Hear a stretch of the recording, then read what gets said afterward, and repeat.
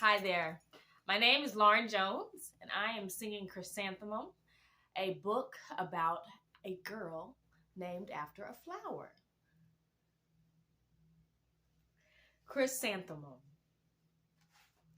by Kevin Henkes. Also produced by Green Willow Books, New York. The day she was born was the happiest day in her precious life. She was perfect, said her mother. Absolutely, said her father. And she was so absolutely perfect. Her name must be everything she is, said her mother. Her name must be absolutely perfect, said her father, and it was. Chrysanthemum. Her parents named her Chrysanthemum. Chrysanthemum. Grew and grew, and she grew and she grew, and when she was old enough to appreciate it, Chrysanthemum loved her name. She loved the way it sounded when her mother woke her up. She loved the way it sounded when her father called her for dinner. And she loved the way it sounded when she whispered it to herself in the bathroom mirror.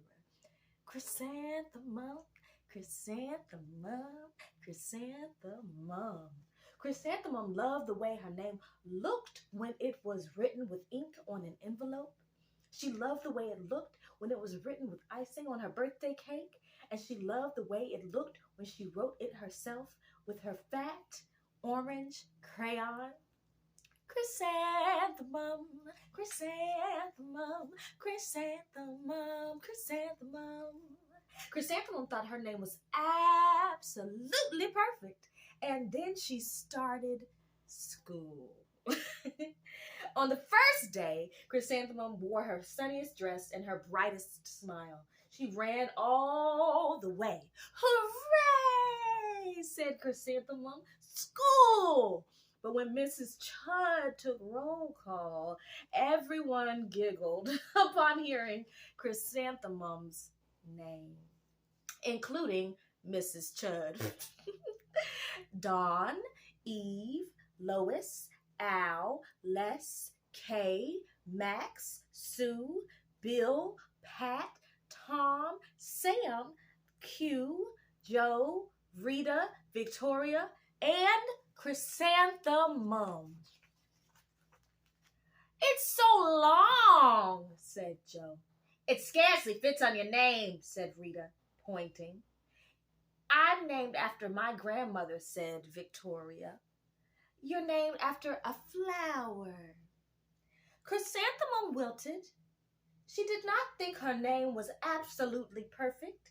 She thought it was absolutely dreadful. And the rest of the day was not much better. During nap time, Victoria raised her hand and informed Mrs. Chud that Chrysanthemum's name was spelled with 13 letters.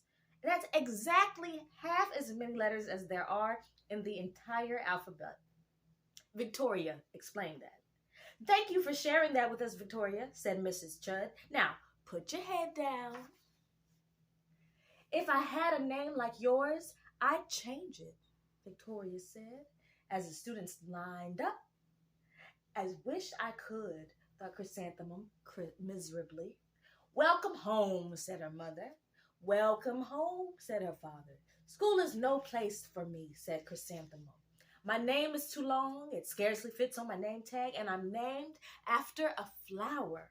Oh, pish, said her mother. Your name is so beautiful and precious and priceless and fascinating and winsome, said her father.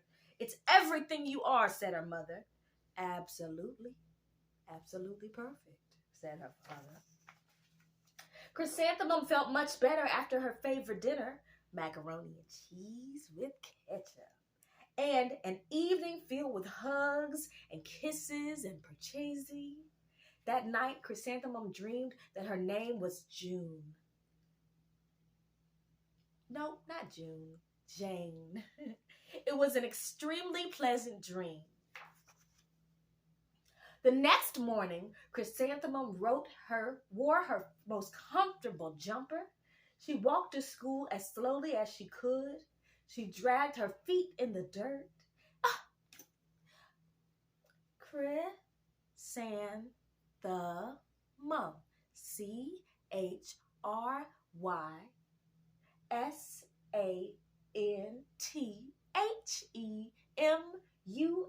Chrysanthemum.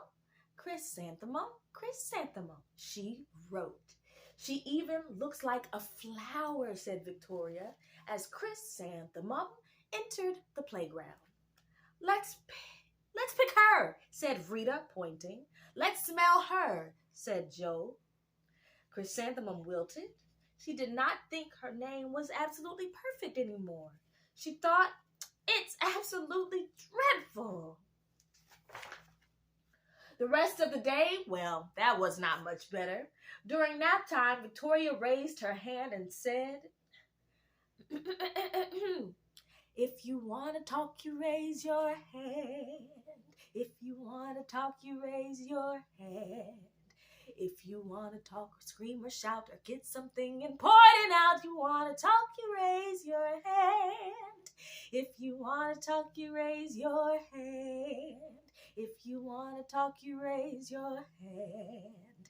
If you want to talk or scream or shout or get something important out, if you want to talk, you raise your hand. Thank you for sharing that with us, Victoria, said Mrs. Chudd. Now, put your heads down on that desk or on that floor or on that cot or whatever you are. I just cannot believe your name, Victoria said as the students lined up to go home. Neither can I, thought Chrysanthemum miserably. Welcome home, said her mother. Welcome home, said her father. Oh, school is no place for me, said Chrysanthemum. They said I even look like a flower. They pretended to pick me and smell me. Oh, pish, said her mother. They're just jealous and envious and begrudging and discontented and jaundiced, said her father. Who wouldn't be jealous of a name like yours, said her mother. After all, it's absolutely perfect, said her father. Chrysanthemum felt a trifle better after her favorite dessert, chocolate cake with buttercream frosting, and another evening filled with hugs and kisses and purchasing.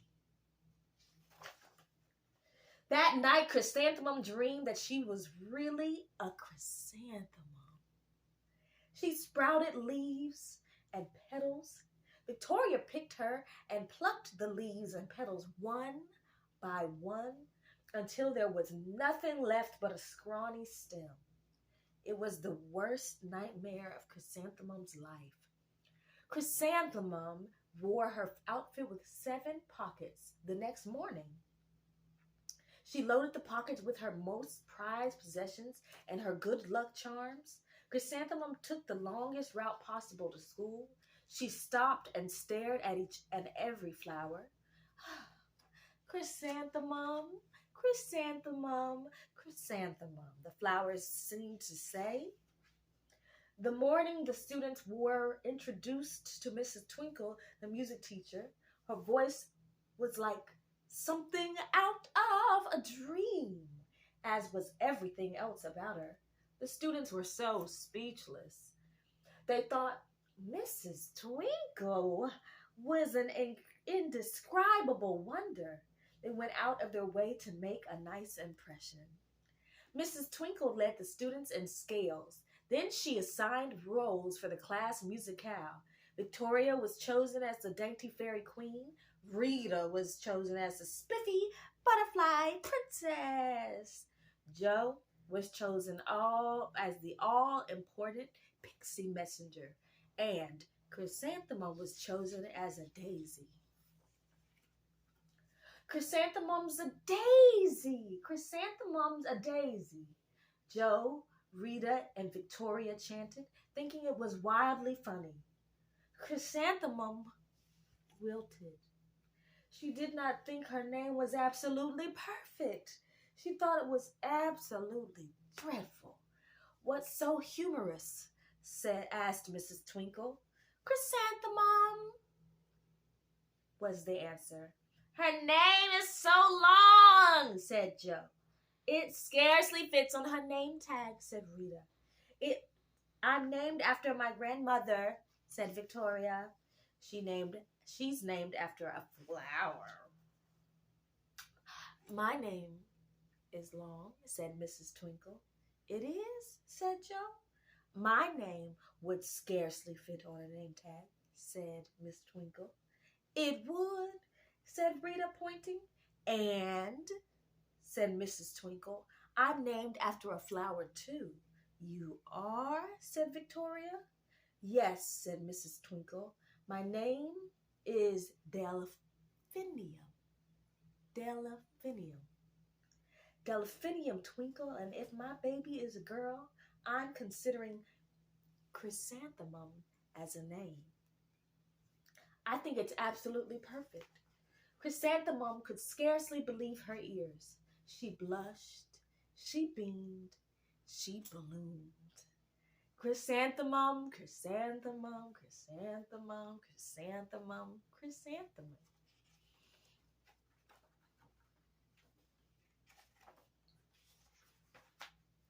Joe, Rita, and Victoria looked at Chrysanthemum longingly.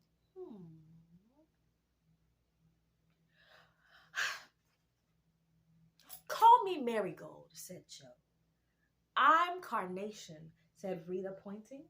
"My name is Lily of the Valley," said Victoria. Chrysanthemum did not think her name was absolutely perfect. She knew it.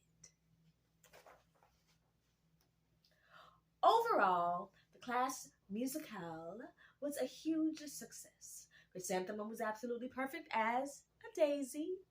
Victoria made the only mistake. She completely forgot her lines as the dainty fairy queen. Chrysanthemum thought it was wildly funny, and she giggled throughout the entire dance of the flowers. Eventually, Mrs. Twinkle gave birth to a healthy baby girl, and, of course, she named her Chrysanthemum.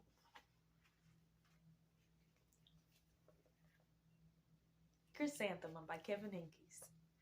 Have a blessed day today, and don't forget to make some beautiful noise.